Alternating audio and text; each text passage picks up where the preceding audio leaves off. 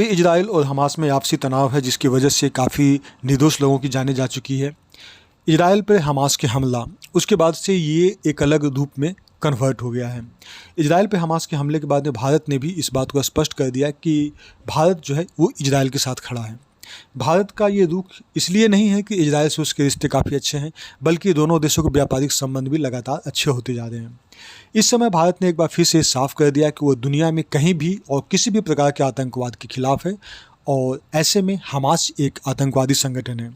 जिस तरह से उसने इजराइल पर हमला किया और कई सौ लोगों को मार डाला, यह मानवता के विरुद्ध उठाया गया कदम है। हालांकि इजराइल ने हमास के इस हमले को युद्ध कहा है और उस पर पलटवार करते हुए गाजा क्षेत्र का पूरा घेराबंदी कर दी है।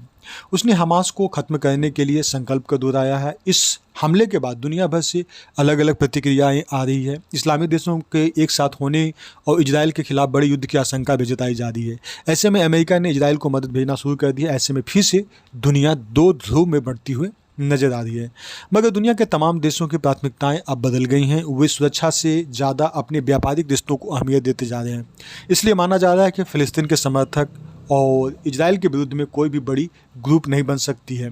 चूँकि हमास को ईरान की सह मिली हुई है, इसलिए इसके इजराइल के खिलाफ मैदान में उतरने की संभावना ज़्यादा जताई जा रही है। मगर अगर वैश्विक मंच पर बात करें तो आज ऐसा कोई देश नहीं है जो इस तरह के किसी भी आतंकी संगठन के पक्ष में उतरना चाहेगा।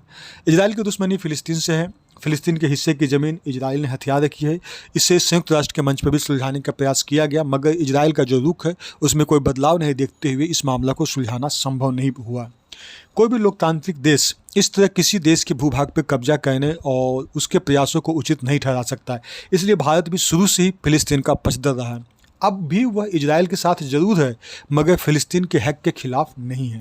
हालांकि प्रधानमंत्री के इजराइल के साथ खड़ा होने की घोषणा के बाद में विपक्षी दलों के द्वारा कई प्रतिक्रिया भी है, जिसमें उन्होंने ऐसा बताया है कि फ़िलिस्तीन के विरुद्ध में खड़ा है, लेकिन ऐसी बात नहीं है। दुनिया के अनेक देश आतंकवाद का निशाना झेल चुके हैं। अमेरिका, फ्रांस, भारत इसका काफ़ी ज़्यादा नुकसान उठा चुके हैं।